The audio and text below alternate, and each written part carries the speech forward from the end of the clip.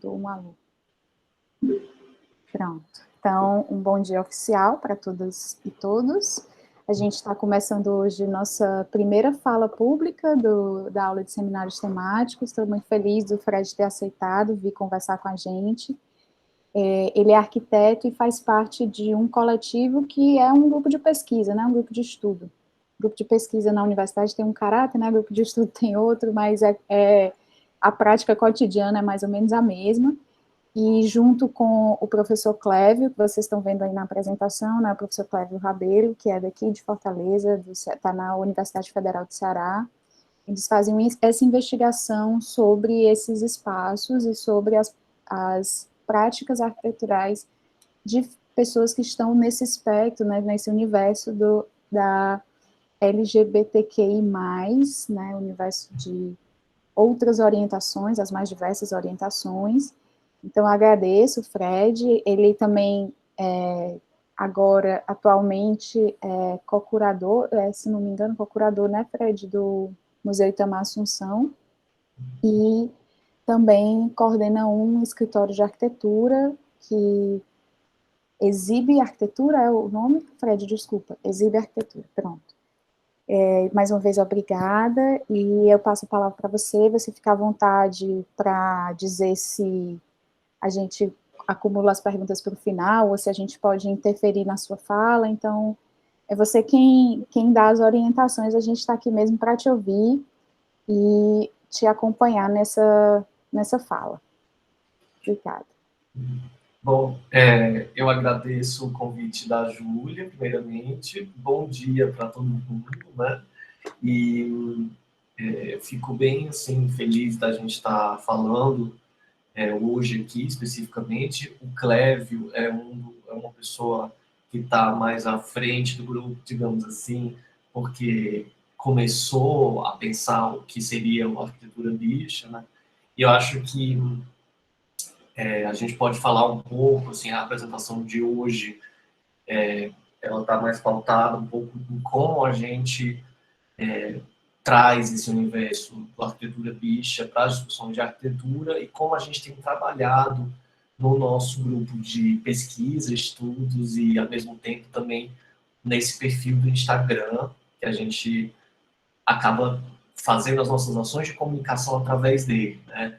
Então, o perfil do Instagram talvez não tão em consonância, digamos assim, com o que a própria rede social quer que a gente poste todo dia ou faça outras, sei lá, faça vídeo ou seja um TikToker. A gente, na verdade, usa a rede social mais como uma janela para que, sei lá, né, um público externo que não participa das nossas reuniões, né, possa estar junto, acompanhar um pouco as discussões, né, que estão acontecendo. E aí eu acho que, antes de tudo, a gente fala um pouco dessas perspectivas LGBTQIA+, dentro do mundo da arquitetura, né, que é uma discussão que, digamos assim, é recente. Então, acho que, junto com a gente, existem outras pessoas que estão fazendo isso pelo Brasil, mas esse grupo que se chama Arquitetura Bicha hoje é um grupo que... Vou passar um pouquinho aqui. Só um minuto. É um grupo que surge em março de 2020, então é um projeto pandêmico. E queria também falar um pouco, antes de começar, na verdade, a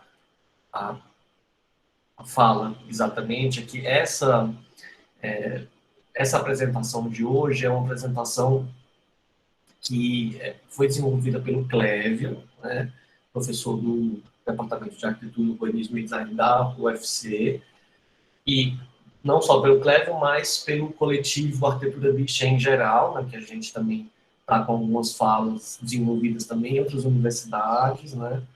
Mas esse formato de hoje é uma apresentação do Clévio, que também estaria hoje aqui, mas infelizmente não pôde estar. Então eu estou representando o grupo sozinho hoje aqui, mas queria dizer também que esse grupo ele é composto de participantes ativos que se encontram. A gente teve mais de 50 encontros já, Então, a gente começou com,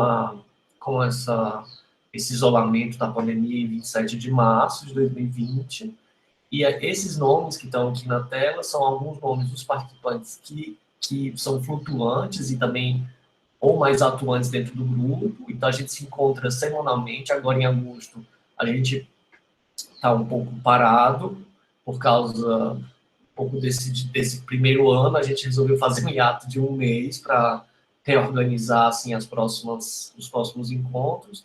Mas esse grupo ele tem essa característica mais flutuante, mais diversa mesmo. E esses integrantes têm formações diversas, são arquitetos, alguns estudantes, né? E alguns arquitetos ligados à universidade, como o Clévio, como a Érica, né, que também esteve com a gente, a Fê Galone, a Fernanda Galone, que agora acabou de defender um TFG, né, um TCC sobre domesticidade queer, digamos assim, que também Desculpa contribuiu... te interromper. É Ah, só para dar um informe que a Fernanda vai vir falar na próxima terça com a turma da noite. a Fê? Que legal. Ela vai falar sobre corpos dissidentes, lares desviantes, que é a pesquisa dela. Então, eu Isso, estou te interrompendo só para aproveitar o gancho. legal. E aí a Fê acabou de defender, né, agora o TCC dela, e aí, né, com essa pesquisa relacionada com domesticidade LGBTQIA+, e Clévio, eu, né, estou ligado também com essa prática de arquitetura, mais especificamente. Eu hoje tenho um escritório, né, desde 2009 trabalho com arquitetura, desde a minha formação, né, como arquiteto pela Universidade Federal do Ceará, e trabalho com arquitetura mais especificamente ligado no campo da cenografia e da expografia. Não sei se todo mundo sabe o que é expografia, eu também acho uma palavra um pouco estranha, mas é arquitetura de exposição, né? Então, para eventos ligados à exposição de obras de arte ou eventos ligados com exposições tanto das artes visuais como performáticas ou, ou qualquer tipo de manifestação artística, né? Mas um pouco esse o meu campo de atuação hoje, e também atuo como arquiteto pensando espaços interiores, né? E como arquiteto de modo geral também, né? Acho que também isso é um pouco característica da nossa profissão, mas a minha especialidade é em museus e expografia, né? E cenografia. Então, acho que são campos similares. A gente vai falar um pouco disso daqui também, daqui a pouco, que acho que isso é um campo também que se apresenta dentro dos campos da arquitetura bicha. Né? E fora falando um pouco mais do formato dos nossos encontros, a gente se encontra semanalmente e também apresenta tudo através dessa comunicação do Instagram. Os nossos convidados, as nossas convidadas e convidados, a gente teve o Adriano, o Alexandre Câmara, antropólogo, a Catarina Ré, uma professora da Bahia, italiana, que atua no sertão da Bahia, pesquisando Queer of Color, né? Então, ela pesquisa esses grupos LGBT, né? E, e as intersecções com negritude e povos originários e povos indígenas. Então, acho que também é um campo bem interessante da gente olhar, e acho que esse encontro com Catarina Ré, que apresentou um texto, a gente leu o texto e depois discutiu, ela veio para discutir com a gente, foi muito enriquecedor para o grupo, e essa perspectiva também de não olhar só para essa produção do norte global, né, que é a produção recente dessas ondas feministas, né, que a gente vem também dessas leituras da última onda feminista para frente, né, da teoria queer, da teoria trans. A gente olha, né, para esse espectro inteiro da LGBTQIA+, e aí, dentre as conversas que a gente teve, a Marina Lima também falou um pouco sobre corpo e cibercultura né, e arquitetura, que foi muito interessante também, que também é um desdobramento dessa teoria queer dos anos 80. Natália falando, Natália Pindaré falando mais sobre arte e artes visuais. A gente estava discutindo um pouco sobre a ideia de museu e também falando um pouco, a gente leu um texto do Foucault esse dia que foi muito legal, e a Nelly também falando sobre a experiência, a gente falou um pouco sobre a experiência trans e a experiência travesti também, são duas coisas importantes. A Sabrina falando sobre o trabalho das mulheres na arquitetura, a Silvana Rubino também, o Ricardo Saboia e o Tiago falando também da questão da noite, né? E a importância da noite para a arquitetura bicha, digamos assim. Então, assim, outra coisa importante do grupo, eu acho que é essa característica é que a gente está em vários lugares, acho que a internet, agora, nesse momento pandêmico, permitiu esse encontro fortuitamente. Eu acho que, diferentemente de outros momentos, talvez isso não fosse possível por essas circunstâncias, né, da gente estar muito isolado e fechado em casa, e, ao mesmo tempo, esse grupo foi um bálsamo para a gente passar tentar conseguir passar um pouco esse momento tão duro, mas foi muito interessante esse encontro, né? Então, para dizer que o grupo se concentra basicamente em São Paulo e em Fortaleza, né? Até mesmo pela história do Clévio, que morou nesses dois lugares, e também da gente. Eu sou fortalezense, mas moro em São Paulo desde 2009, e alguns amigos que também estão fora do Brasil agora, como o Pedro, que está em Nova York, e o Vitor também daqui de São Paulo. Eu acho que é um pouco para vocês entenderem as características do grupo e como a gente tem desenvolvido a nossa dinâmica, né? E aí eu acho que, para começar a fala, especificamente, a gente vai deixar uma provocação aqui, da J. Mombassa, que é: o que não tem espaço está em todo lugar. Então, acho que é importante a gente... Também vou fazer a la Clévio e não falar muito sobre essa frase, talvez vocês queiram falar sobre isso depois, mas eu acho importante falar dessa artista, né? E como essa provocação pode gerar discussões dentro do campo da arquitetura, né?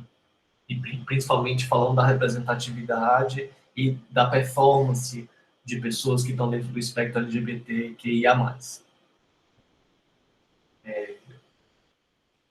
Bom, peraí, a gente está... Bom, falei um pouco já sobre isso, que a gente é um grupo de estudos, discute projetos e levanta autores e temas de uma forma um pouco derivante.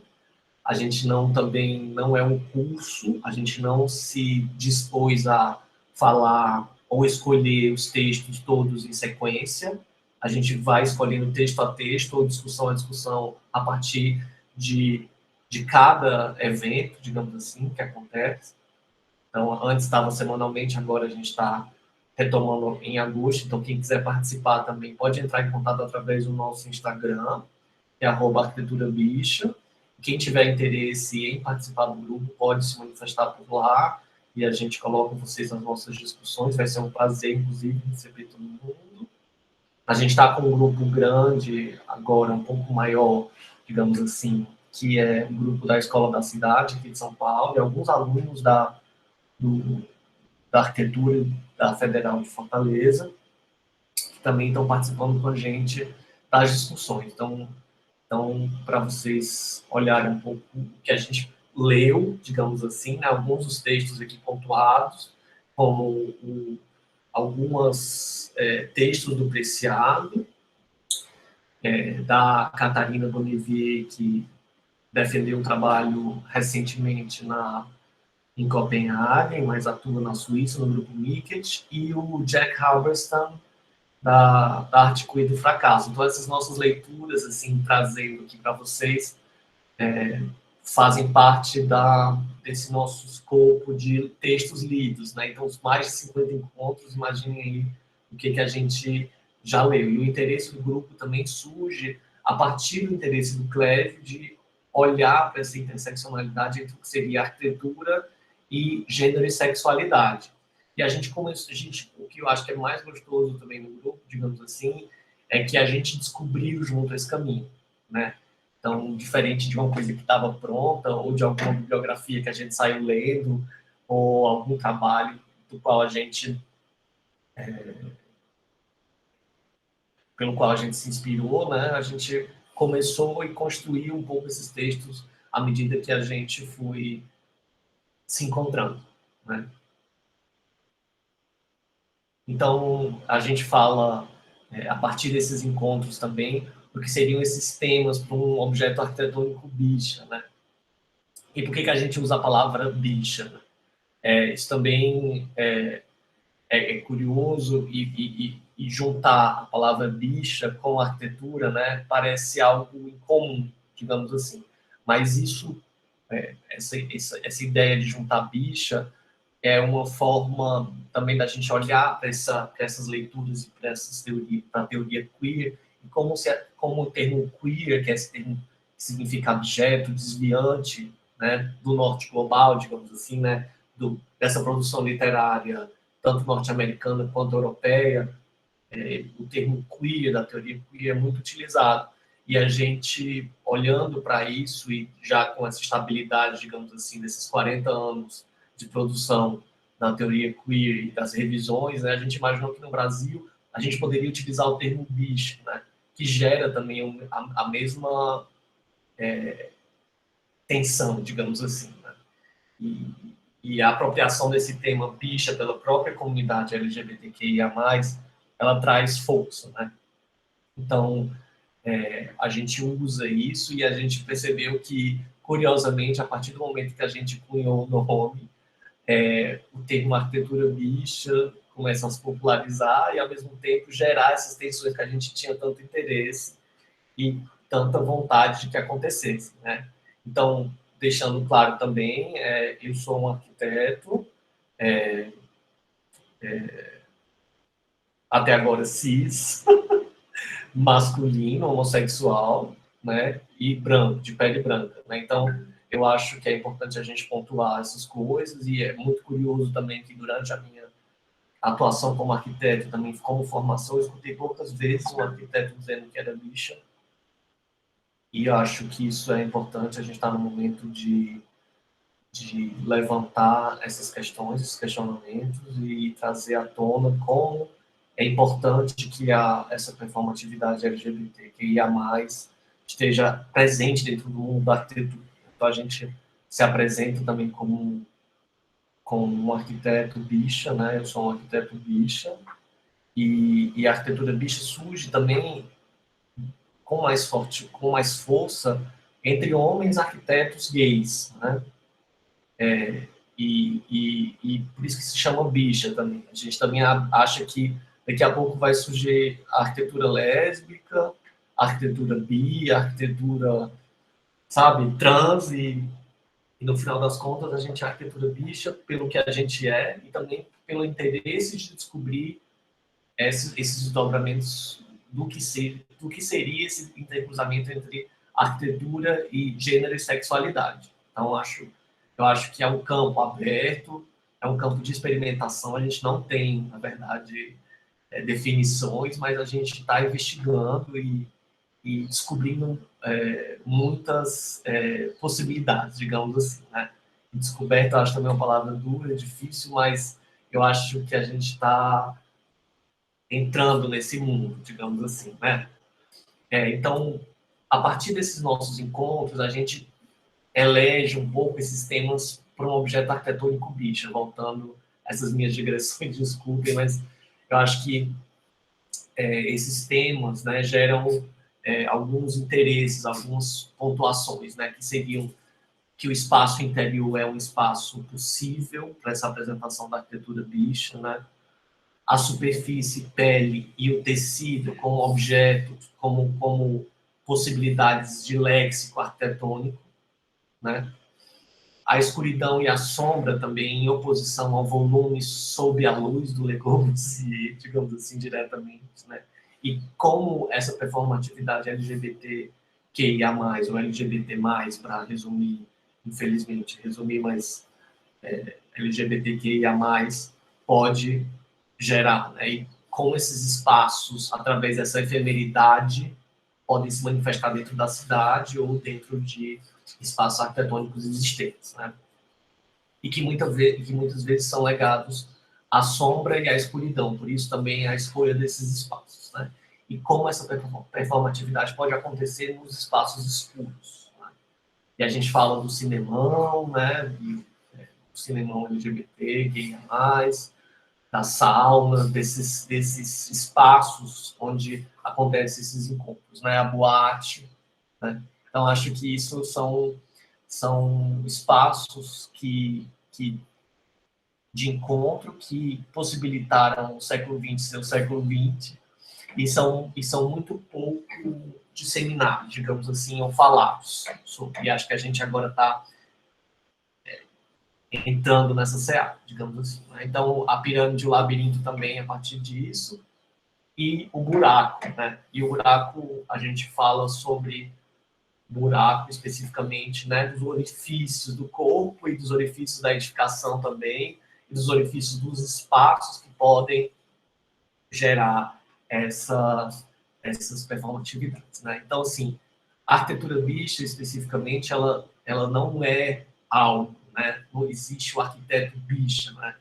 Ou uma produção de arquitetura bicha, né? Isso teoricamente não existe, mas a gente usa esses dois termos para gerar essa provocação e pensar em como a gente pode olhar para esse campo através do documento, de como documentar isso, de como criar novas possibilidades, de como experimentar isso como um grupo, digamos assim, né? Então, uma das questões é que a produção bicha se inclina para o lado fracassado da história da arquitetura, e aí a gente está falando do Jack Halberstam, dos interiores, da cenografia, da expografia e do paisagismo. E a gente está falando também desses campos, buscando também o funcionamento com os profissionais que a gente vai falar também daqui a pouco, né?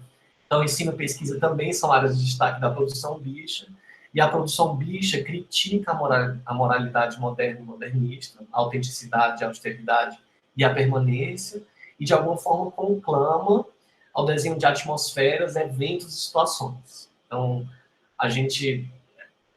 isso não é, na verdade, um postulado, mas a gente tem olhado para as nossas leituras, tanto da Butler, como do Preciado, como do Betsky, que são esses teóricos que estão ligados com esse movimento queer, ou, né, de filosofia, e que através deles a gente consegue aferir ou pensar em algumas coisas do campo da arquitetura.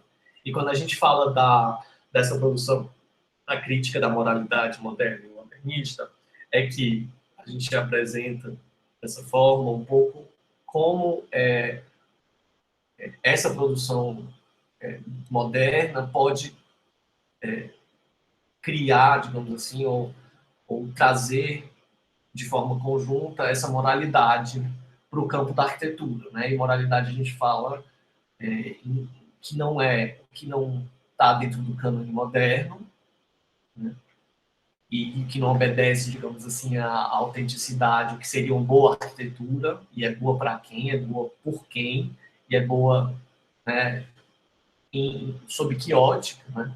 Falando especificamente de um mundo que não é mais centrado nessa hegemonia do mundo judaico-cristão ocidental, do norte global. Então, a gente está olhando para uma arquitetura que não necessariamente obedece a esse mundo e essa universalidade moderna. E também, quando a gente fala de crítica, é que também ela foge um pouco da normatividade hétero, e dessa normatividade que está ligada com essa produção moderna, austera, permanente, né, e autêntica. E aí, assim, eu acho que talvez uma fala possível também, acho que como foi um pouco também, a Júlia falou comigo e a gente também não teve tanto tempo de preparar algo específico para vocês, a gente ficou com vontade, eu conversando com o Cleber, da gente pensar algo sobre materialidade especificamente, né? E uma das discussões que a gente teve recentemente foi um texto da Log sobre o que é a materialidade e como essa materialidade se apresenta no contemporâneo e quais as questões que a materialidade pode gerar dentro das discussões de arquitetura, especificamente dentro do espectro LGBTQIA+. Então, e aí a gente fala... Pode falar, Júlia. Tu pode dizer o nome da autora, o que é materialidade? Eu posso olhar... Pode, na pode. verdade, Depois. eu posso te passar depois, Júlia, porque é o nome... Está dentro da revista Log 41. É uma Tá revista joia. que discute, é uma revista norte-americana que discute esses temas mais ligados, nessa edição especificamente, com o queer. E um dos textos é um texto sobre materialidade. Então, eu posso passar para você. É um texto em inglês. A gente está também dentro do grupo, a gente desenvolveu algumas traduções de alguns textos que não estão ainda em português. E esse é um dos textos que a gente tem interesse em traduzir, né? E esse texto fala sobre Obrigada. materialidade, sobre esse fantasma da materialidade, da permanência através dos materiais, né?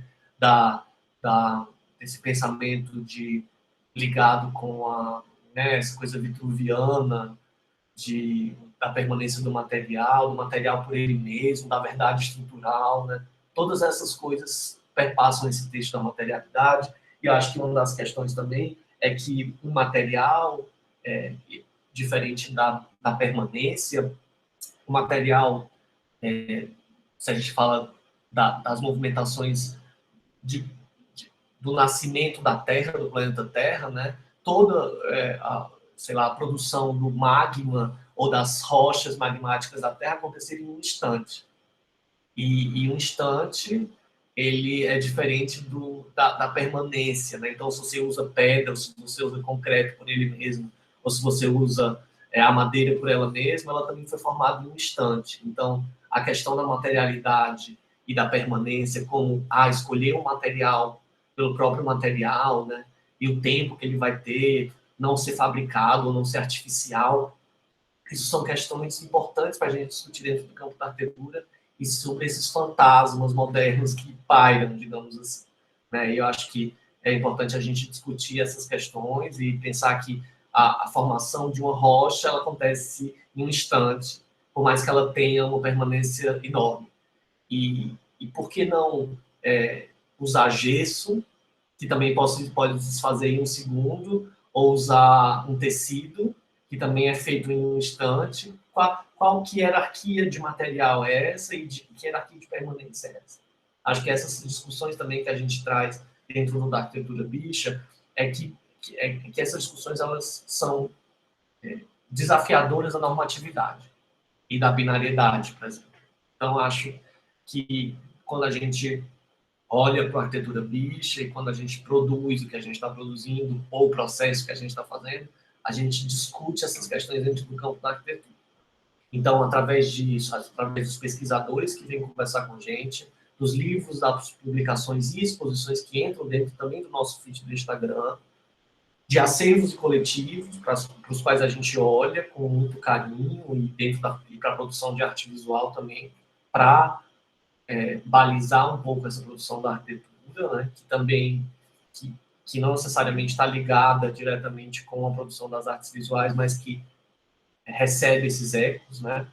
Então, dentro de projetos e autores, da cultura visual, do espaço público e da domesticidade, também que são temas que interessam a gente, de séries fotográficas e de lugares de memória também, que é um ponto importante que a gente tem falado e visto. Então, não sei se todo mundo aqui acessa o Instagram, acho que sim, né? Boa parte das pessoas. Então, o nosso feed do Instagram tem essas... um mix, digamos assim, desses macro temas e desses interesses que a gente veio criando a partir da criação do grupo, né? Então, os pesquisadores mais que têm passado bastante nas nossas leituras, entre eles está o Mikit, da Catarina Bonnevie, que é esse grupo aqui de cima, das meninas lá do norte europeu,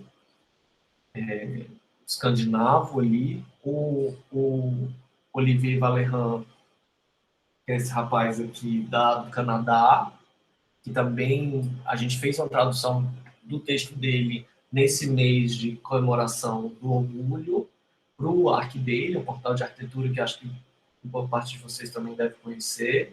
Então, no nosso perfil do Instagram, a gente tem um Linktree lá, que tem todas essas questões e as nossas produções recentes, as nossas falas.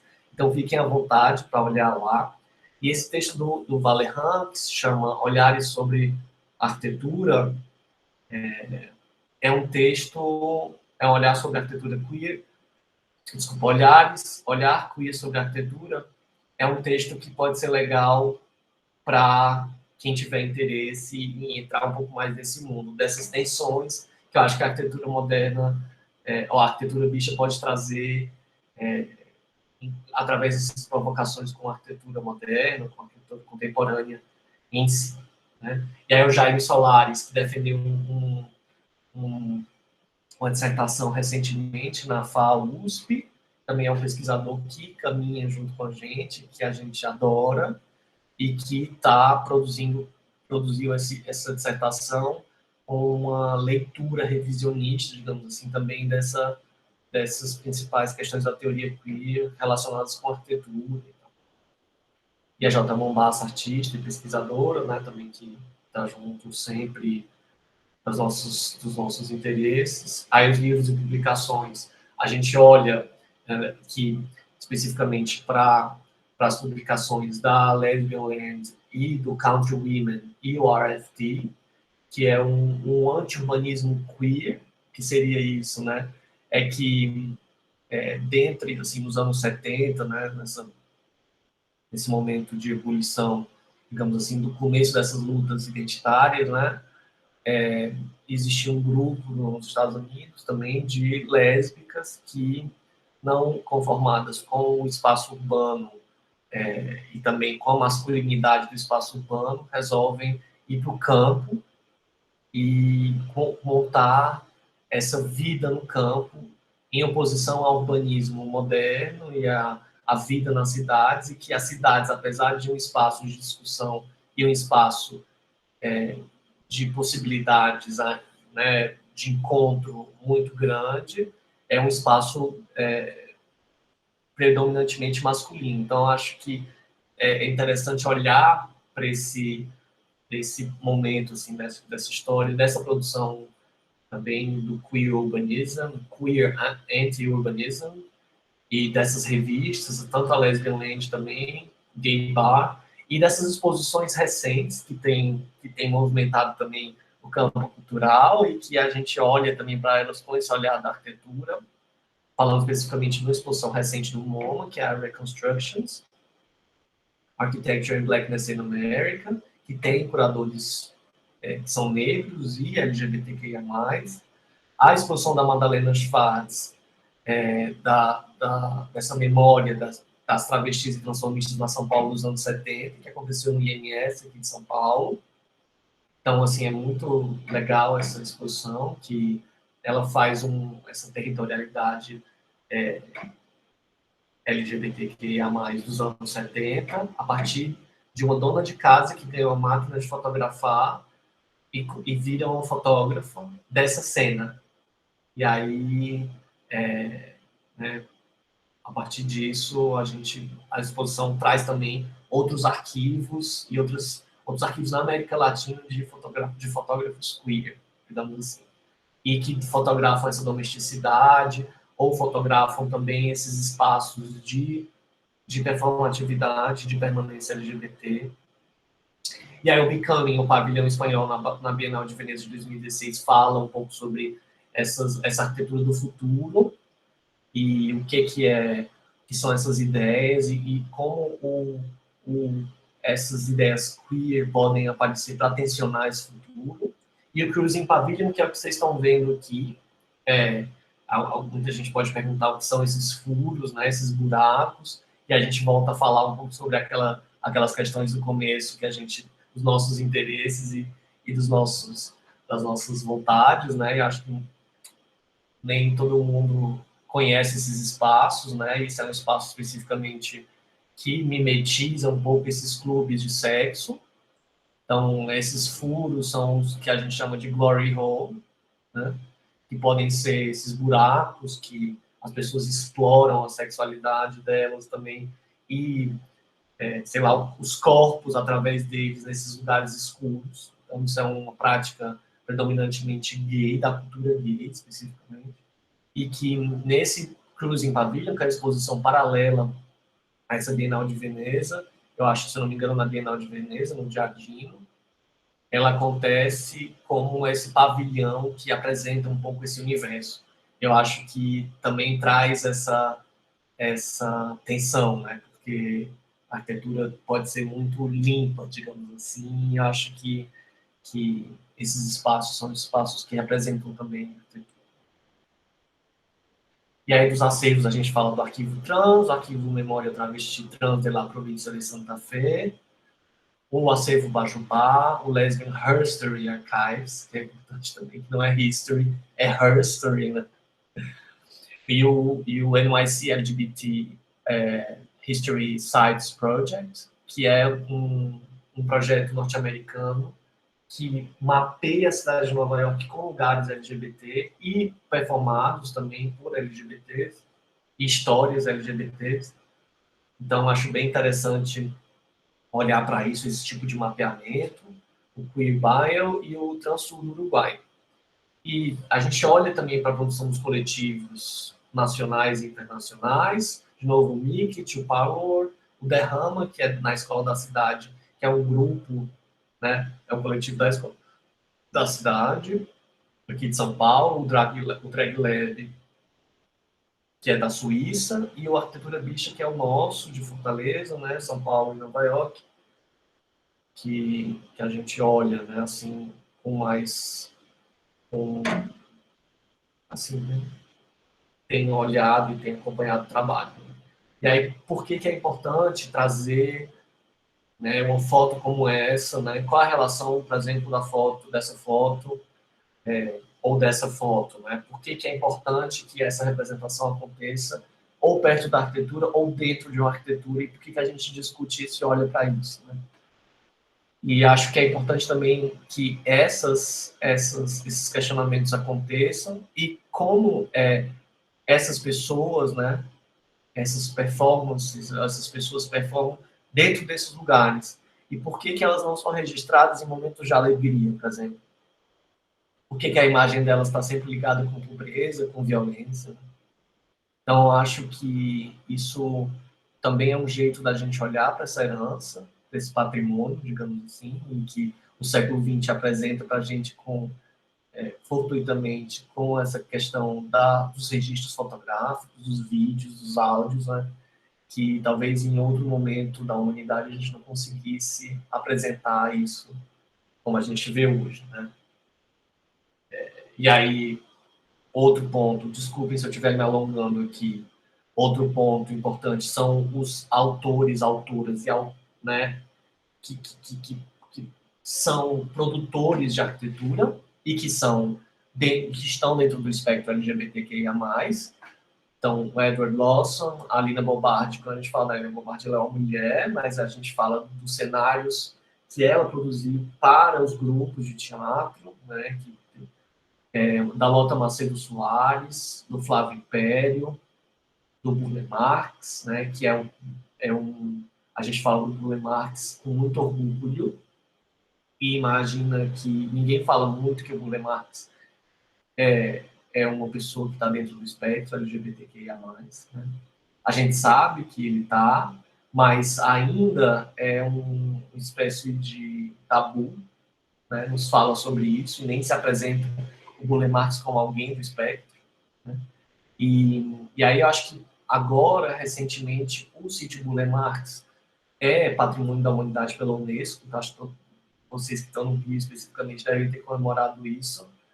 E o sítio Burle Marx é esse lugar onde o Burle Marx apresentou boa parte do seu trabalho, da pesquisa botânica dele, né? E das relações do Burle Marx com essa comunidade, digamos assim, né?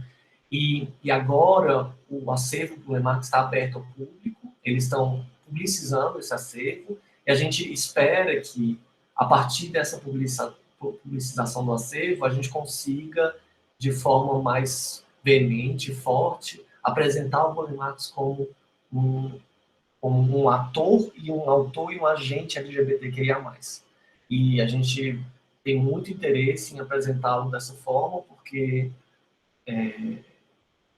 a gente, inclusive, tem muito interesse de apresentá-lo dessa forma, porque também com essa onda das mulheres na arquitetura, né, e dessa representatividade que cresce, como a gente olha, se não é à toa que a maioria das pessoas que estão aqui hoje são mulheres, né, e por que elas não aparecem como as grandes arquitetas, né, por que elas não, por que foi apagado, digamos assim, ou ainda não se fala sobre isso de uma forma tão aberta, né, ou né, a Charlotte Perriand, a Lina Bobardi, as representantes da arquitetura, né, que produzem arquitetura e que são mulheres. E a gente também olha para isso tentando achar esses representantes LGBTs e que produzem essa arquitetura e que performam, digamos assim. Né? Então, o Burle Marx, e também através dessa sensibilidade. Um dos primeiros textos que a gente leu foi o Nota sobre o Camp, da Susan Sontag,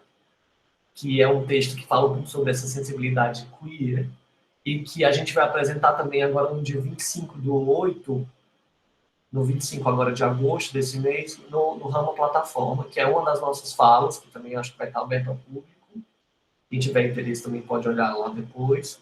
Mas a gente vai falar, a gente vai ler o Arquitetura Bicha em conjunto, vai ler o Nota sobre o Camp, que foi um texto que movimentou o grupo, acho que é um texto que deu muita vida, assim, porque a gente fez, a partir da leitura do texto, a gente foi olhar as imagens das quais a Susan Sontag estava falando, e essa coisa da cultura visual, de como ela apresenta o camp e essa sensibilidade queer, digamos assim, pode gerar discussões. E alguém falando sobre isso, sendo queer também, gera muito interesse.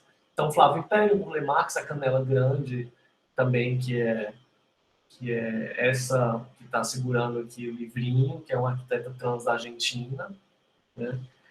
E o Gona Architects espanhóis, acho que os Architects também são, que produzem essa arquitetura e que falam sobre essa produção LGBT, né? E a Mônica Benício, especificamente. Né? A Carol, Flávio Império, Burle Marx, e a Rafaela Castro, aqui embaixo, que ela é uma estudante de arquitetura que fez uma espécie de diário na internet sobre essa vida de arquiteta e trans, que é o arquiteto trans. Acho também que quem tiver interesse pode olhar lá depois. E aí, como cultura visual, a gente apresenta a Mônica Bonvitini, que é essa escultura que traz também essas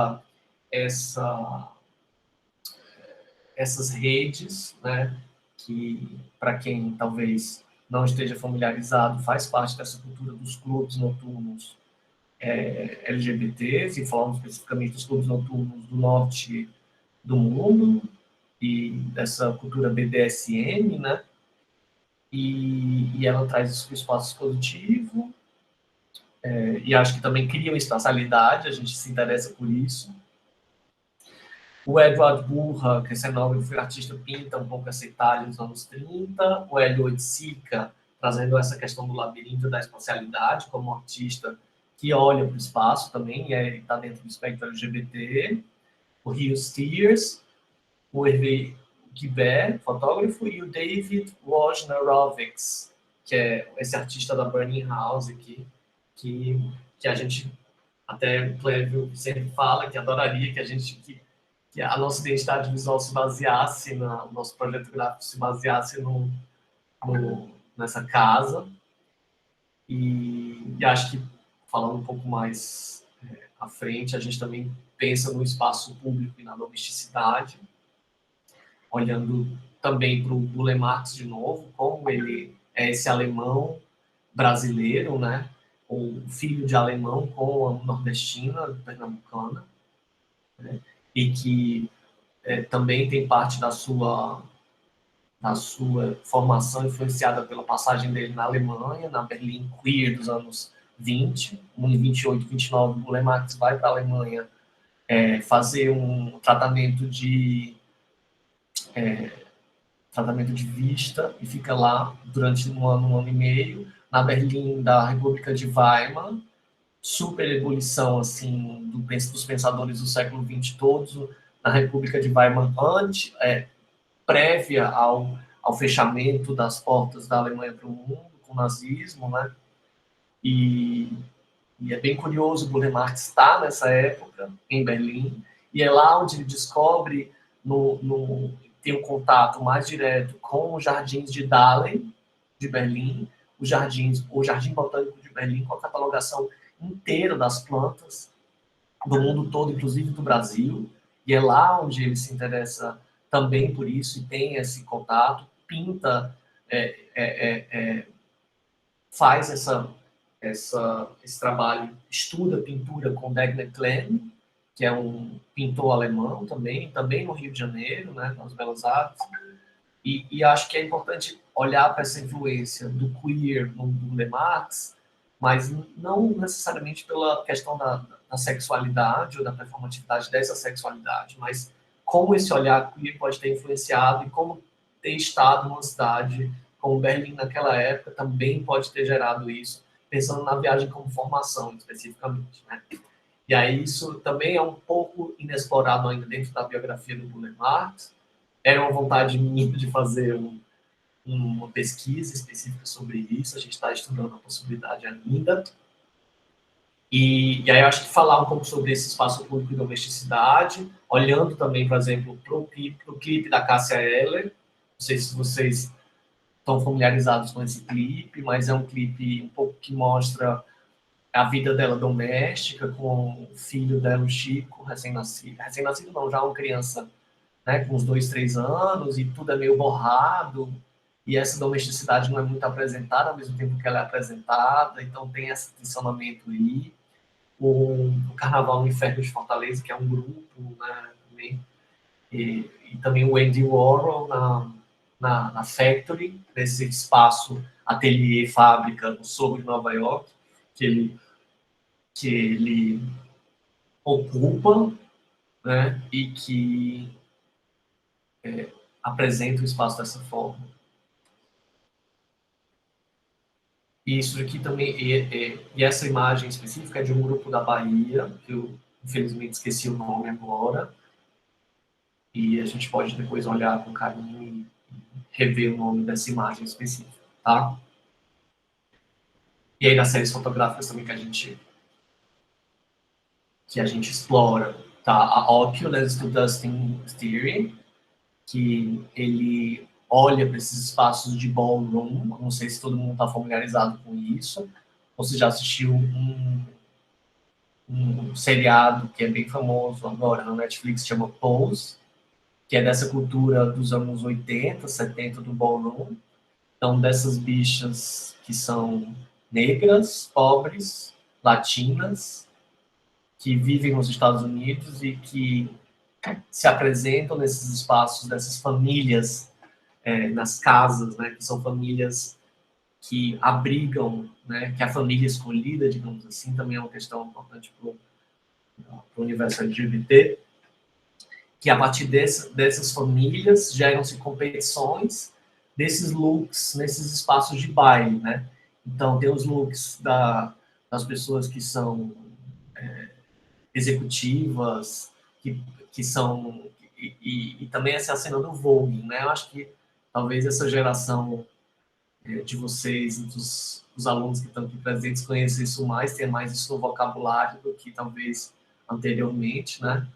Da RuPaul e tal, tudo isso, a RuPaul vem dessa cena também, né? E imaginar que essas séries podem gerar esse reconhecimento e esse olhar patrimonial, digamos assim, ou de lugares de memória, ajudam a gente a olhar para esses lugares de memória LGBT. Né? Então, tanto o Maravilha del Mundo, o Mendes Sacem, da Ana C. Fernandes, e o The Ward, que é essa série bem forte da época, eu acho que uma ala, né? Ward é ala, né? Do hospital na época do auge da epidemia de AIDS, né? Então, da epidemia de HIV, né? e especificamente da AIDS, na doença decorrente da manifestação do vírus.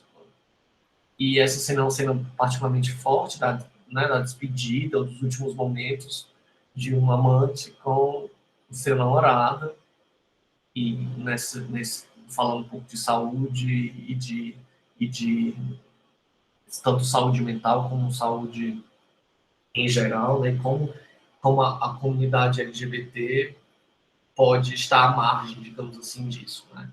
E eu acho que quando a gente fala dos autores e das pessoas que performam que estão dentro do espectro LGBT, a gente traz as pessoas para o protagonismo e não necessariamente as deixa nas margens, digamos assim. Então, acho que vale a pena a gente falar um pouco sobre essa série e sobre as questões de saúde mental, especificamente, né, nos anos até pouco tempo atrás, acho que 20, 30 anos atrás, quem era LGBT podia ser internado num hospital psiquiátrico, né? como se fosse alguém que tivesse que estar distante da sociedade normativa, digamos assim. Então, imaginar que esse adoecimento, né, também faz parte desse universo LGBT.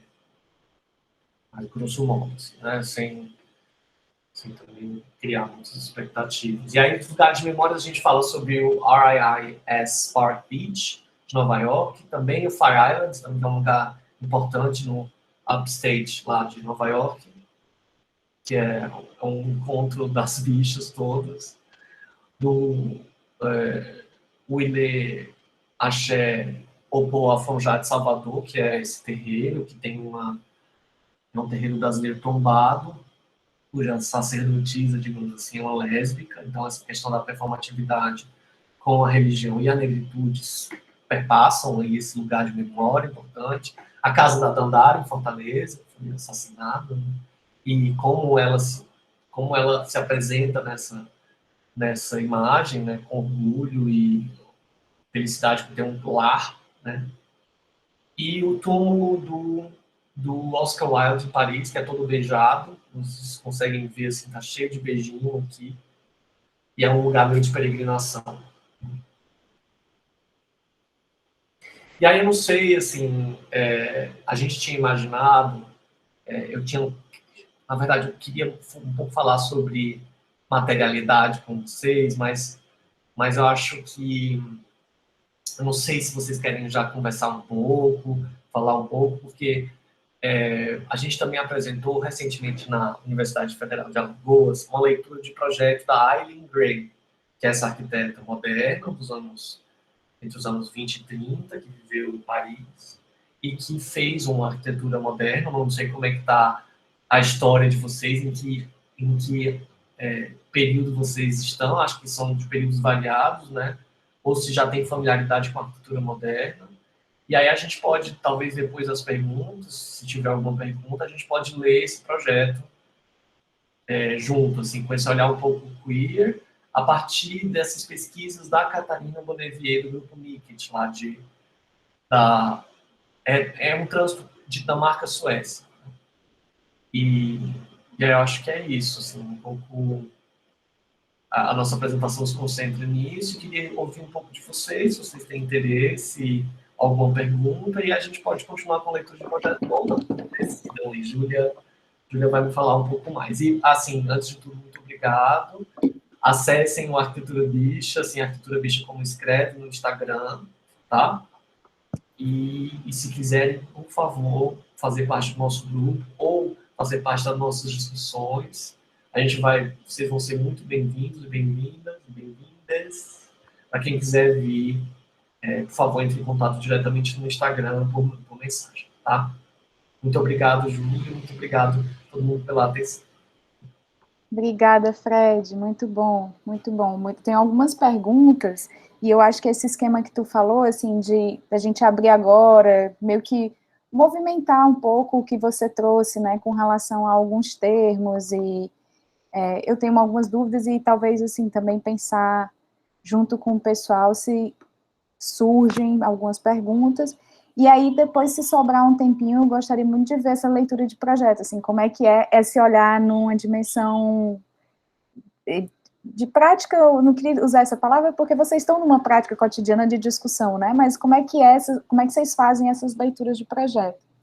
Mas, assim, de cara, eu queria que tu falasse mais, se você puder, assim, essa coisa, você já se apresenta e a gente percebe, né, que muitas das iniciativas, elas vêm de homens, muitas vezes homens gays, né, às vezes homens que estão não nessa centralidade, mas é engraçado como mesmo nos espaços nos espaços periféricos, os homens são aqueles que tomam alguma frente, né, que não sei se assumir isso, ou enfim, não sei se carregam um certo tipo de aprendizado que teve em algum momento da vida com relação a essa segurança, não sei se como é que tu vê isso entre, por exemplo, uma arquitetura sapatão, que seria, né, uma proposta irmã de vocês, né, arquitetura sapatão, que a gente não vê, né, e aí veio a arquitetura bicha, então, eu acho que é legal, achei muito curiosa e muito importante a forma como você apresenta o Burle Marx, né, que é uma contribuição para o paisagismo, para a botânica, enfim, para a pesquisa da flora brasileira principalmente, mas do mundo todo, mas como é que é esse olhar, como é que essa experiência, essa vivência interfere, né? Num dos textos que tu enviou, a primeira imagem que chega é do Barragan, e a gente conhece o Barragan como essa figura que, né, pensa inclusive os espaços religiosos, mas isso também não se fala, né, não se apresenta. Mês passado a gente teve uma pesquisadora apresentando a obra dele, e isso não foi falado. Eu acho que não é exatamente preconceito, é porque isso não está na nossa retórica, né, isso não vem no... E aí, enfim, os comentários que tu quiser fazer com isso, se tu puder falar mais um pouco para a moçada, porque tem o pessoal aqui, tá ali entre seus 20 e poucos e alguma coisa assim, e eu não sei se todo mundo se liga muito no que é o cinemão. Eu acho que é um lugar muito característico, assim, não por ele simplesmente, mas porque essa estigmatização, né, a estigmatização meio que silencia os espaços, né, meio que circunscreve em determinado circuito, então o cinemão, a boate, a sauna, esses espaços, e também, estou cheia de perguntas, né? E aí, se tu puder falar também, que você falou, mas eu queria te ouvir um pouquinho mais, e aí não sei se alguém tem mais perguntas, podem, eu acho que agora é a hora, né, Fred? Enquanto ele vai respondendo, vocês vão pensando aí um pouquinho sobre essa dimensão da domesticidade, daquilo que é doméstico, no colocar para fora, né, no colocar para o outro, apresentar-se, que eu acho que também é uma coisa que você está fazendo, né, ao mesmo tempo que você está apresentando uma pesquisa, você está performando isso também, né, então, se tu puder falar, e aí eu fui logo me metendo, porque foram muitas coisas que vieram na minha cabeça, mas também para pensar aí um tempinho para a moçada se pronunciar e pensar em alguma perguntinha também, eu já vou lançando essas para a gente ir esquentando os tamborins. Bom, a gente está... Eu achei curioso você falar um pouco sobre esse protagonismo do masculino, né? E da masculinidade, assim, eu acho que não é à toa que esse protagonismo acontece, né? Não é um acaso, né? Eu acho que os desdobramentos dessa sociedade judaico-cristã universalista, branca, né? E que, onde o homem, né, a gente com os textos da Butler, no Corpus que Importa, da Judith Butler, né? No Corpus que Importa, ela fala de uma coisa importante, que é que a fundação do mundo moderno, ocidental, né? A gente acha que a gente está no Ocidente, mas a gente não é Ocidente, tá bom, pessoal? Só falar isso para vocês. A gente é do Ocidente, mas a gente, nos Estados Unidos, é não Ocidente. Não sei se vocês sabem. Eu fiquei bem chocado um dia desses, eu estava por lá, aí tinha assim, estava no museu né, Metropolitan Museum, não sei se alguém já visitou, ou fui. E aí tem os povos do mundo todos, e a gente tá assim, Estados Unidos, Europa, não Austrália, não Ocidente. Aí tá o México, o Brasil, a Colômbia, o Japão, a Ásia, né, a China, a Índia. E, e aí eu acho importante pontuar isso, que quando a gente fala dessas questões do mundo, do sul global, e a nossa lista que a gente coloca no arco dele, não é à toa, porque a gente escolhe os profissionais do sul global, é para a gente olhar e para conseguir, talvez, olhar um pouco de forma mais tensionada para essa normatividade, digamos assim, né? Por que, que é o homem que está à frente? Né? Então, a Butler fala nesse texto dela que a materialidade, né, a madeira, digamos assim, e a coisa da democracia da Grécia Antiga, digamos assim, algo importante para o desenvolvimento do mundo ocidental, mas é uma democracia para os homens. É a democracia, a escolha de um líder, digamos assim, ou de um representante, ela se dava entre os homens. Então, e os homens eram as pessoas que podiam estar na cidade, andar na cidade, entrar na cidade. E as mulheres, as pessoas que eram de outras nacionalidades, né? Nacionalidade naquela época não existia, mas eram de outros povos, digamos assim, não faziam parte da democracia, da cidade. Então, se a gente está falando de um mundo que é baseado no Ocidente, é claro que a cidade é o lugar do homem e o homem pode se manifestar na cidade, ainda hoje, digamos assim, né? Claro, devido às suas devidas proporções, mas não é à toa que as sufragistas universais, né, vieram no final do século XIX, do século XX, né? E elas requerem um voto, né? Mas, por exemplo, os corpos pretos ou negros ou pardos, como no Brasil o IBGE trata, são corpos que sempre tiveram na cidade. Então, e também de quem eram esses votos? Quem era a mulher? A mulher podia votar, mas era que tipo de mulher? A mulher branca, né? Que podia votar. Então, eu acho que todas as questões, quando a gente fala de homens na cidade, estão intercruzadas com essa interseccionalidade maluca e grande, digamos assim, entre raça, sexo, gênero, né, classe social. Então, é importante sempre a gente olhar para isso de uma forma mais globalizada, né? Não globalizado no sentido do mundo, mas globalizante, digamos assim, né? Olhar que sempre esse tensionamento está dentro, né? Não tão, e dentro da sigla, mesmo dentro do movimento LGBTQIA+, o L vem na frente do G, né? Não é à toa, né? Porque antes era GLS, né? Falava-se gays, lésbicas, né? Gays, lésbicas, simpatizantes, digamos assim. Foi uma briga, né, para que o L viesse antes, assim, foi uma disputa mesmo, não foi à toa. As Claro, mulheres brigaram para esse L vir antes, porque são sempre invisibilizadas, e isso. aí até na sigla aparece depois. Então o L vem na frente por esse motivo, né? E Desculpa aí, também Ti. tem outra coisa importante também, e falar, talvez até em como a gente consegue entrar nos espaços. A gente é arquitetos, bichas brancos, né? Então, dentro das lutas, né? Os gays brancos já estão no céu da sociedade ocidental, digamos assim, né? Já adquiriram seus direitos, né? E, de alguma forma, existe uma homonormatividade.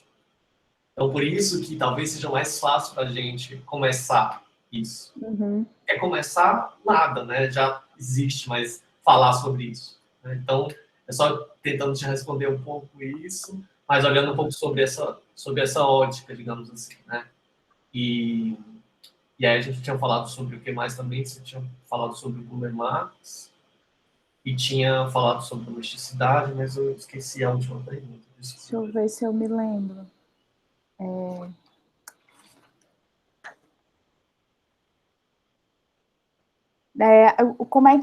Como é que vocês pensam esse espaço doméstico e esse sair do espaço doméstico, né?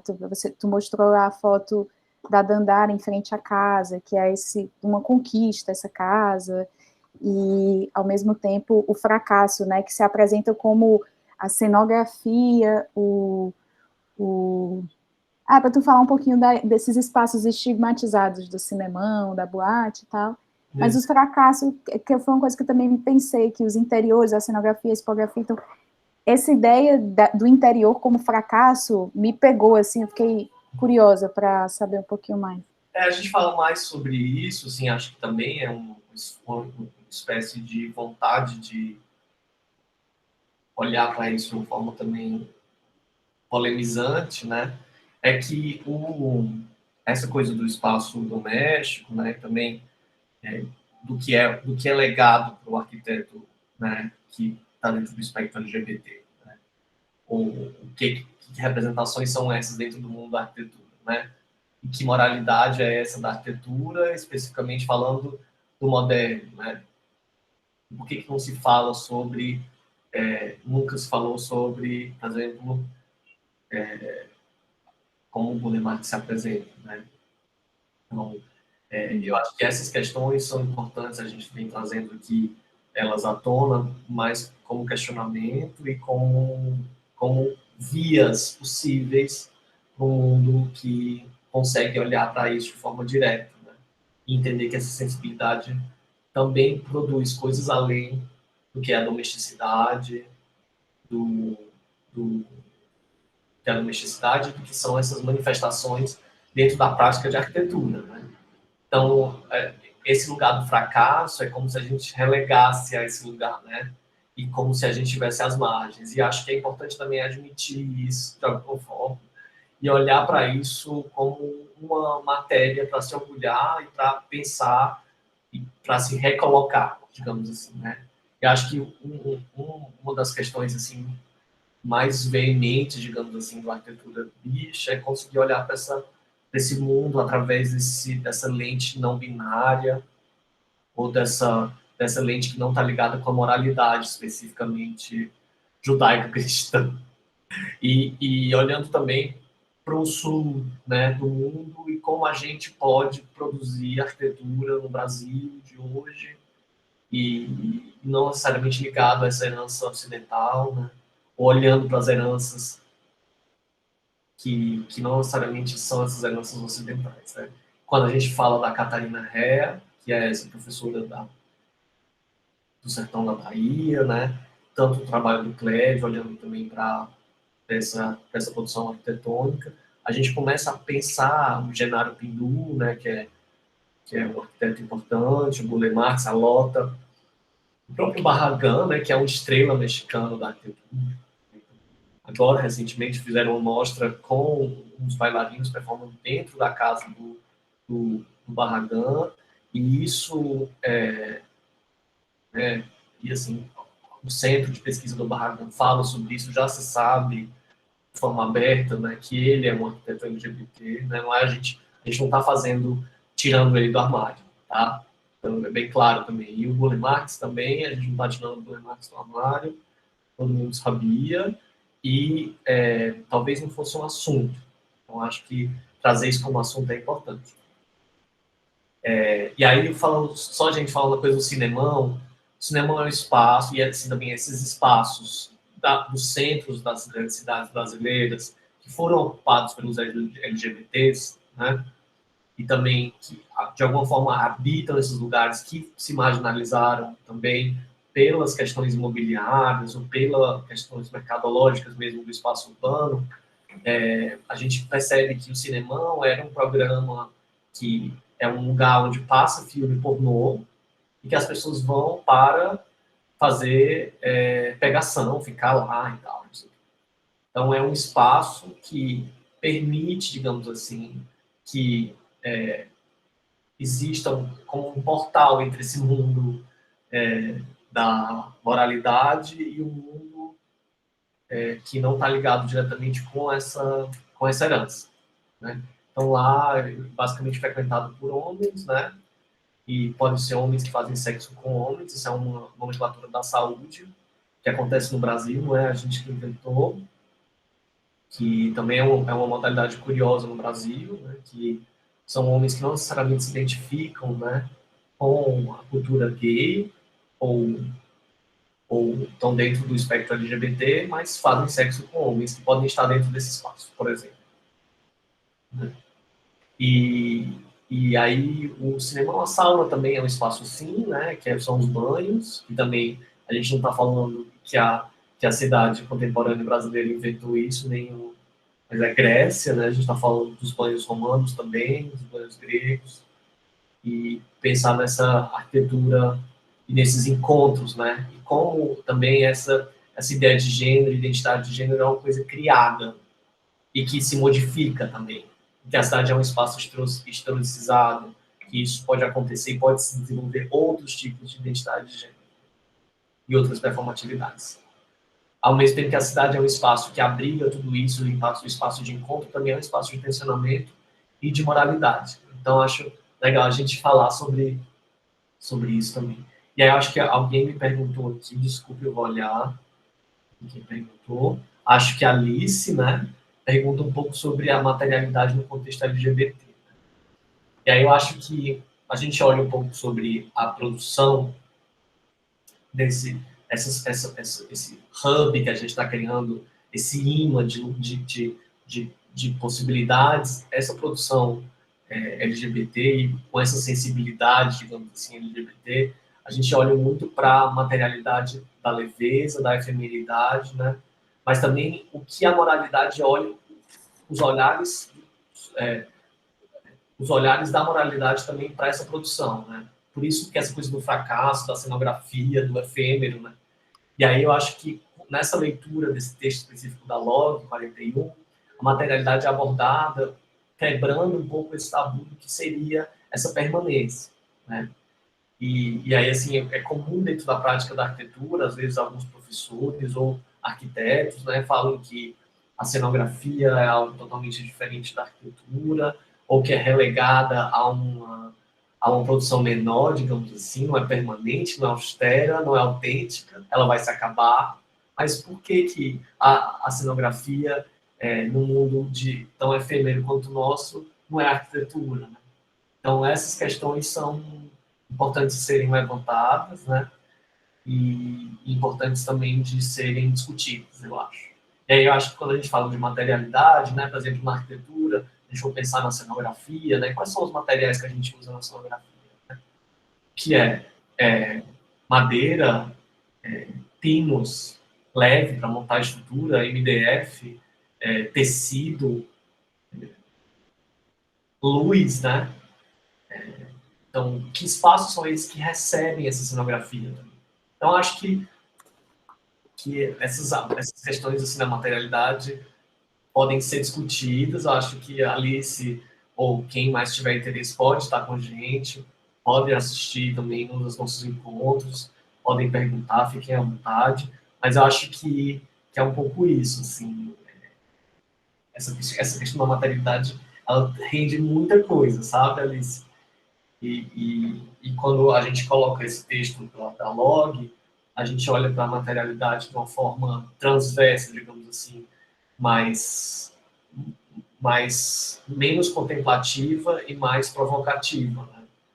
Menos binária. Né? E também essa questão da binariedade é uma questão também a ser discutida, né? Por que a performatividade tem que ser masculina ou feminina, né? Uma das questões também, questões importantes das discussões que a gente enfrenta e que traz para a arquitetura bicha é do banheiro não generificado, por exemplo. Né? Que banheiro é esse? Né? E é um teórico, assim, um arquiteto americano que se chama Joel Sanders, né? Ele traz um texto muito legal, que foi o primeiro texto que a gente leu, sobre banheiro generificado e banheiro não generificado.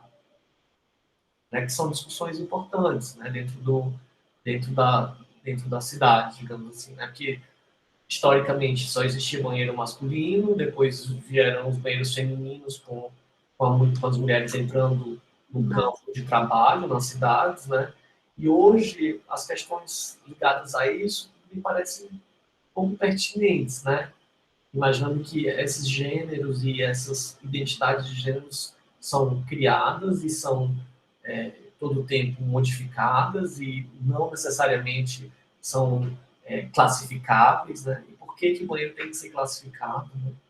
E por que o banheiro tem que ser um lugar também onde só homens ou que se identificam com a figura masculina podem entrar?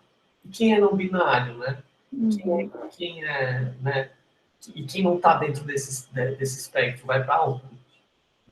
Como a sociedade recebe isso? Eu acho que são essas as questões mais assim, relevantes e mais, digamos assim, corriqueiras para a gente, quando a gente começa a discutir arquitetura, gênero e sexualidade, essa interseção, né? Então, a arquitetura bicha é isso, né?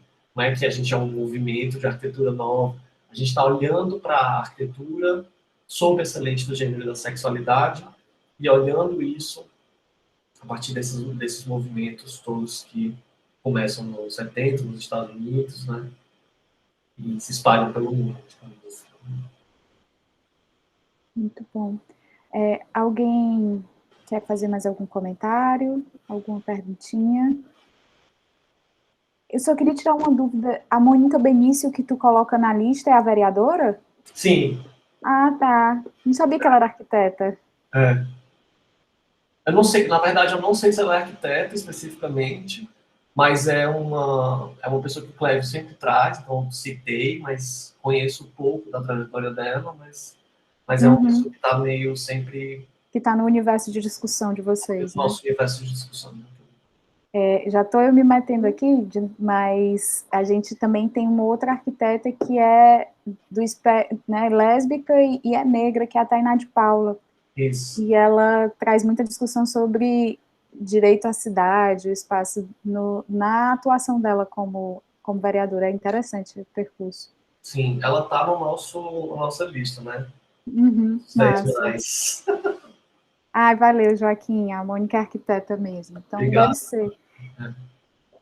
Quem mais, gente? Algum comentário, alguma dúvida que vocês queiram? Achei lindo esse convite e acho que seria muito legal para vocês que estão, né, numa universidade particular que tem tão pouca chance de grupos de estudo, porque a gente que é professora e professor fica correndo atrás de um monte de outras coisas, né? Tem um pouco menos de estabilidade que a universidade pública, e a universidade pública tem a prática da extensão e da pesquisa, mas é lindo ter essa abertura para vocês e essa possibilidade, né, de expandir uma discussão que é da arquitetura, mas que traz para perto outras questões que não necessariamente a gente tem condição de lidar nesse percurso, mesmo que seja 5 anos, né, tem muita coisa para trabalhar. Sem dúvida, né? Eu acho que a formação do arquiteto, ela é no começo, né? Assim, disseram muito isso quando eu estava na arquitetura. Eu achava que eu tinha saído, quando eu saí da faculdade, eu achava que estava tudo certo, a gente já podia atuar livremente. Mas a gente demora, viu? E quem aproveitem bastante a universidade. Mas demora para ser arquiteto, porque é muita coisa, né? A gente, é como se a gente fosse... É como uma nova vida, digamos assim, né? E um novo olhar. Eu acho que uma espécie de bichinho que fica na nossa cabeça, a gente começa a olhar tudo sobre esse olhar da arquitetura, bem curioso, assim, apaixonante, eu diria. Mário ligou a câmera, imagino que venha alguma coisa daí. Mário é professor da gente, Fred. Ele pediu para ficar quietinho porque estava em outras atividades, aí eu nem fiz muita festa. Mas sempre que ele vem, é bom. Vai lá, Mário. Obrigado, Ju. Primeiro, queria dar parabéns ao Frederico. Um esforço enorme, acho, de tecer um material tão diverso, tantas frentes, né? Afinal, são muitas letras, muitas vivências diferentes, né? Realmente um desafio, então, queria realmente congratular. Mas, face a isso, tem uma coisa que eu sempre tenho a impressão que é bastante complicado, né? Que é uma espécie de como pensar a ideia de uma categoria, vamos dizer assim, arquitetura, e aí a gente bota um adjetiva e coloca isso, o LGBTQIA+, exatamente em face a tanta diversidade, como definir essas temáticas, etc. Você fez um esforço nesse sentido, né? Mas me parece que sempre tem dois jeitos. Um é a gente observa quem são os atores sociais e vê o que eles enunciam enquanto arquitetura e o que aqueles que são LGBTQIA+ fazem de arquitetura, supostamente seria arquitetura LGBTQIA+. Por outro, a gente sabe que, evidentemente, não é exatamente assim que a coisa funciona. Afinal, você tem gays homofóbicos, mulheres misóginas, negros racistas, etc. Né? Então, tem uma tensão aí em relação ao que os atores autodeclaram. Você falou, inclusive, da categoria HSH, que é uma categoria super complicada, que é muito indício, na verdade, de uma série de personagens querendo fugir da estigmatização, né? Uma categoria médica, basicamente, que foi depois adotada. Então, assim, eu não sei se eu tenho uma solução, mas é uma questão que me inquieta, né? Quais, a partir de que experiência? Porque o risco também é a gente fechar, né, na medida que escolhe certos temas, fechar certos... estereotipar também o que seria essa produção arquitetônica, né? Na verdade, é mais uma provocação para saber como que foi um pouco que você pensou para se aproximar desses temas, para pensar que você enumerou, tendo em vista que é um assunto delicado. Uhum. Mário, bom, obrigado pela pergunta. A gente fica bem feliz assim, com os questionamentos sempre, né?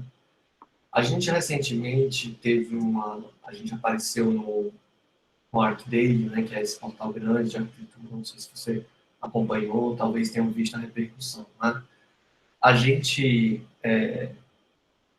sofreu uma chuva de hate, porque a gente falou que existia um olhar possível queer sobre a arquitetura, né? Então, acho que o que a gente traz aqui é mais as possibilidades e desses olhares que podem ser construídos, e não de uma produção fechada ou estigmatizável do que seria o queer, né? Essa teoria queer, né, vem dos anos 80 para cá, a gente já tem 40 anos, né, de pós-crítica e crítica e dissidência a partir disso. A gente olha para esse mundo queer, digamos assim, ou LGBTQIA+, né, ou dessas possibilidades, mais como um lugar de pertencimento e não como um lugar necessariamente de enclausuramento ou de cerceamento de uma produção, digamos assim, né? Então, acho que é importante, quando a gente fala da arquitetura bicha, trazer a palavra bicha junto, não é à toa, né? É um jeito da gente trazer e desinvisibilizar ou trazer à tona esses profissionais ou pessoas que se orgulhem da sua sensibilidade, digamos assim. Mas de nenhuma forma um arquiteto bicha necessariamente a salvação do mundo, sabe? É, e também é uma coisa que a humanidade adora fazer, né? Criar os salvadores, né? Mas o que a gente fala da arquitetura bicha e um dos arquitetos que são, inclusive, muito falados e um norte-americano se chama Philip Johnson, né? Que eu acho que boa parte dos arquitetos conhece, né? E recentemente ele foi acusado de ser antissemita e racista, né? Então, assim, ele é um arquiteto bicha, que está dentro da nossa lista de pessoas que a gente olha para o trabalho, né? Olhando para essa sensibilidade, mas a gente sabe que o espectro LGBT é variado, como a humanidade é, mas que essa sensibilidade ou essa lente de olhar o trabalho com gênero e sexualidade em conjunto pode trazer discussões interessantíssimas, eu acho. Então, eu acho que é mais um campo aberto do que um campo fechado, ou um campo que pode gerar estigma, porque de estigma não é a estigma que os outros colocam na gente, né? Então, assim, não é à toa que a gente fala que a gente é bicha, 3 vezes bicha, bicha, bicha, bicha, bicha, várias vezes, porque isso é um orgulho, não mais um estigma, né? Então, eu acho que quando a gente olha um pouco e isso acontece muito com a moralidade geral da sociedade que a gente vive, né? Isso parece uma ofensa, ou que o arquiteto bicha seja menor, digamos assim, ou que essa produção exista e seja uma produção fechada, ou que você consiga identificar pontos da arquitetura bicha, como o Le Corbusier, por exemplo, faz com a arquitetura moderna, né? Mas a gente faz esses tensionamentos mais para gerar essas discussões do que para criar um campo fechado ou um campo que seja complicado de ser discutido. E aí eu acho que, voltando um pouco para aquele momento inicial dessa resposta, essa chuva de ódio que a gente recebeu, digamos assim, no Art Daily, né, com as pessoas falando, por que vocês estão falando de arquitetura bicha, que vocês estão unindo as duas coisas? O mundo é universal, a arquitetura é feita para todo mundo, não é só para as bichas, não só os gays, as lésbicas, as pessoas bissexuais podem produzir arquitetura é para todo mundo. E aí eu acho que a gente vem para falar um pouco, quebrar um pouco essa ideia de universalidade, porque a universalidade que a gente tanto quer discutir é a universalidade do homem branco, né, ou do homem da sociedade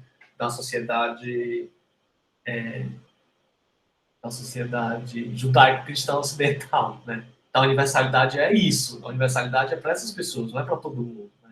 Então, se a gente fala desse espectro LGBT, a gente pode falar também das discussões do CREEP, né? Que é as questões de acessibilidade, também que corpos são esses que a sociedade normativa não aceita, digamos assim, ou demora para aceitar. Né? Também é uma discussão que está junta com o espectro LGBT, né? Que é a CREEP, né? As pessoas que têm deficiência, né? Seja física ou né, de alguma natureza física, auditiva, visual ou motor. Então, acho que essa inclusão faz parte da discussão, é o cerne, digamos assim, e não o fechamento. Né? Espero que eu tenha respondido, assim, à altura da pergunta, que foi muito legal. Adorei, Mário. Não é fácil responder essa, né? Mas acho que a sua resposta, acho que vai, no que me parece também, ressoar como o caminho certo, né? Escrutar a abertura de possibilidades mais do que fechar. É isso, né? Como se fosse um fechamento dogmático do que deveria, do que deveria ser essa arquitetura. Um campo aberto de exploração, até porque, de fato, não existe, né? Uma espécie de um não dito. É claro que LGBTQIA+, sempre estiveram por aí, provavelmente fazendo, nem todos, né? Porque dessa ali, toda a parte feminina, só no século XX começou a fazer arquitetura, como campo disciplinar. Então, realmente, é muita coisa ainda por organizar, me parece, né? E por tornar visível. Alguns temas que você falou me chamaram a atenção como temas, obviamente, que são de interseção, né? Como todas as dimensões que dizem respeito à sexualidade e ao cotidiano, que também, em geral, são invisibilizadas com relação às mulheres, né? Por exemplo. Então, todos esses aspectos que, a princípio, para os homens héteros não precisavam ser discursados, né? Em termos de arquitetura. Não precisa falar. Uhum. Pouco se precisava falar de uma série nesse sentido, a domesticidade, né? Como um espaço que também foram relegados àqueles a quem não pertencia o espaço público. O espaço público não lhes cabe, portanto, vai caber em algum sentido a domesticidade ou até esses espaços, vamos dizer assim, o cinemão, o banheirão, é um bandião, né? O espaço da marginalização, né?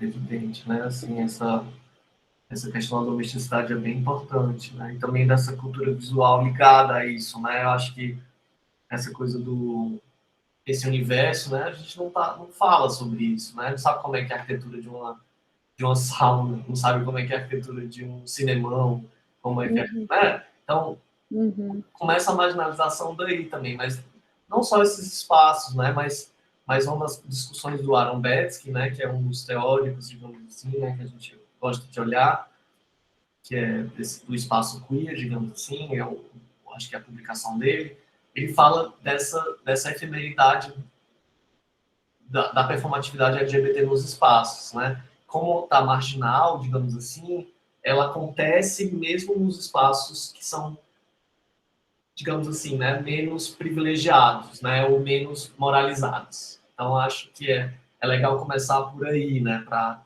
entender essas discussões. Eu acho que talvez essa tipologia de banheirão dos anos, né, o banheirão, o cinemão e tal, é uma coisa também a ser explorada. E olhar também para essa arquitetura como uma fonte de, sei lá, uma espécie de retrato ou de uma representação do que a gente vive hoje, né? Isso que você falou me lembra uma coisa que às vezes a gente precisa lembrar aos alunos, né, que a tendência, quando a gente fala de arquitetura e urbanismo, pareça que a gente deveria falar dos quadros materiais, né? E isso que você acabou de dizer lembra a gente que a cidade é muitas vezes das práticas, é da ordem das práticas sociais, né? Então, isso só vai ser particularmente importante para os grupos, aqueles que são, em alguma medida, marginalizados, né? Ou seja, o quadro material, em geral, também tende a ser daqueles que podem dispor e definir o que seria o quadro material, e aí todos os grupos, em alguma medida, excluídos ou marginalizados, a eles resta a tática e as formas de apropriação que instauram, portanto, uma cidade diferente dentro desse quadro que, a princípio, não seria deles, né? Então, isso às vezes é importante lembrar, porque também me parece que a ideia de arquitetura e urbanismo muito centrada nessas formas que são, em geral, daqueles que têm poder, né, para instaurar o quadro material. E aí, nesse sentido, me parece que tem a ver também com o elogio que você faz do efêmero, né, também dentro dessa ordem de algo, da inscrição dentro dos quadros mais fixos, né? E também do que não é, não, do que também não pode ser lido pela moralidade, digamos assim, né? Se a gente for imaginar, por exemplo, uma construção das comunidades ou das favelas brasileiras, né? Das comunidades em geral, né? Pelo Brasil afora, né? Que heranças são essas, né? É só o léxico do material de construção que é vendido no depósito? Ou a história daquelas casas faz relação com habitação africana, por exemplo, ou indígena, né? Essa herança também talvez esteja ali contida e que às vezes aparece como só um sinal de pobreza, pobreza em relação a quem, né? Também. Então acho que essas questões são muito relevantes, assim, essa coisa da materialidade, esse quadro material, do que é o quadro material moral, digamos assim, do que é certo ou errado, né? E aí, de novo, o binarismo, né? O que pode ser, o que não pode ser, o que é masculino, o que é feminino, o que está dentro, o que está fora, né? O que é periferia, o que é centro. Então, acho que todas essas discussões são possíveis, né? Estou adorando o papo com você, Mário. E eu acho que é uma coisa muito legal de conversar, né? E de olhar, né? E talvez essa fagulha, digamos assim, da arquitetura bicha seja um pouco contra, digamos assim, ou perturbe um pouco esse status quo, né? Esse establishment, né? Acho que... Não, é extremamente perturbador, né? A formação do gosto, né? A escola de arquitetura e urbanismo é uma escola de formação do gosto, né? Uhum. E assim, é muito difícil dissociar essas coisas, porque se eu vejo uma coisa camp, isso para mim o kit é tão anti-gosto dentro da minha formação, é tanto algo assim, não, como assim? Que leva ao ponto da gente pensar assim, tá, como que a gente navega nisso, né? A questão do gosto dentro e entendendo que o gosto, evidentemente, é socialmente produzido, evidentemente é instrumentalizado por instâncias do poder, isso tudo é evidente. Ainda assim, o que fazer então, como na ordem de dar parâmetros para a arquitetura, né? É subverter muito uma lógica do gosto para uma lógica de questões de uma outra moralidade, inclusive, né?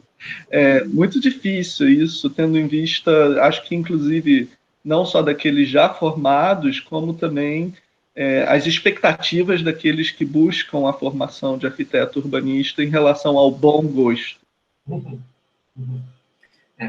E essa questão do bom gosto, né, tá, talvez, eu acho assim, é uma discussão longa, né, para se ter, e entendendo principalmente a relação arquiteto e agente construtor, seja um cliente privado ou o Estado, digamos assim, né, o que é esse gosto? Esse gosto está a serviço de quê? Né? Também. E eu acho que todas essas discussões do nível do gosto são muito curiosas, e falando especificamente sobre o camp, né, que é esse exagero, essa exacerbação, que é meio brega, digamos assim, ou kitsch, para falar na linguagem alemã, mas é olhar para esses excessos como possibilidade também, né? Ou como uma das nossas faculdades naturais, digamos assim, né? Ou artificiais também, porque a artificialidade é a parte central da arquitetura, né? E em relação à natureza. Então, acho que pensar o camp também como esses excessos pode ser muito importante em contraponto à austeridade, né? À autenticidade, à permanência moderna. O que é o camp, hein, gente? O camp é isso que eu estou te falando. Acho que o Mário também entra nesse aspecto, é essa discussão, esse texto da Susan Sontag que fala sobre esses excessos e dessa possível sensibilidade dos excessos, digamos assim, né? A coisa cafona para quem também, né? Então, Essa discussão da universalidade tem muito a ver, inclusive, com a discussão mais cedo que a gente estava fazendo, né? Só retomando, assim, porque a gente teve uma aula mais cedo sobre o que funciona para esse todos, né? Que todos é esse, que aí eu acho que entra muito a discussão sobre a moralidade, né? Sobre um status quo que se estabelece, que se impõe, e a gente estava discutindo isso mais cedo. Acho que foi muito legal essa manhã, assim, esse esticado da manhã, porque vocês trouxeram, né? Você trouxe isso, e agora a gente está expandindo um pouco a conversa, mas o olhar para esse excesso e esse particular, que é um particular que se dá num instante, é como você falou, quase como a rocha, né? Ela se dá num instante, mas ela tem um lastro, né? E o nosso particular é isso também, é esse instante que se dá num lastro, tanto social como contextual e histórico, e que se apresenta aqui como esse olhar para, né, acho que o que vocês estão conversando, eu estou tentando entrar na conversa e também tentando, né, como é que isso reverbera aqui comigo, é muito desse olhar que não é para apresentar uma outra estigmatização, isso aqui é arquitetura, é LGBTQIA+, está nesta categoria, mas é como essa apresentação pode se fazer, e nessa apresentação ela não entrar nesse lugar da estigmatização, né, romper essas barreirinhas e né, assumir o excesso como prática ou como uma proposta poética até, quem sabe, assumir o camping, né, então, como uma proposta de afirmação e propositiva mesmo, de alguma possibilidade de construção, de formulação de mundo. o que é a boa arquitetura, né? O que é a boa arquitetura? Isso, né? O que está dentro desse aval? O que leva esse aval? Né? E aí, agora a gente vai desmontar o aval e trazer outras possibilidades. Eu estou preocupadinha que já deu aqui 1 hora do nosso tempo. Não sei se Mário quer fazer mais algum comentário. Ou algum dos estudantes. Acho que o Mário congelou para mim. Não sei se para vocês. Foi, né? Bom, Fred, se quiser, enfim, uma despedida. Gente, eu agradeço mais uma vez, adorei a conversa com todo mundo. Eu agradeço muito a atenção de vocês, foi muito legal. Acessem o Arquitetura Bicha lá no Instagram. E se quiserem, por favor, façam parte das nossas discussões, entrem com a gente, vai ser um prazer. Né? A gente está construindo esse caminho, sempre, né? Mas começando e muito a fim de trocar muita coisa com todo mundo, viu? Muito obrigado. Agradeci, um prazer a Alice e Mário, que também se manifestaram mais veementemente. Adorei a conversa com vocês. Júlia, obrigado pela oportunidade. E se vocês puderem disponibilizar esse vídeo depois para a gente vai adorar. Vai ficar no YouTube? Eu mando sim. Vai ficar o quê? Fica no YouTube.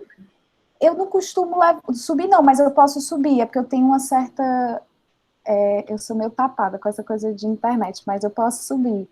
E eu queria também muito te agradecer pela generosidade de estar aqui com a gente hoje, né, de reservar um tempinho das tuas atividades e se dedicar a essa aula, que foi uma super aula. Eu estou aqui, eu quero muito que todo mundo olhe essas referências, por favor, galera. Próxima semana a gente vai olhar para essas referências e falar de novo, né, e voltar ao debate.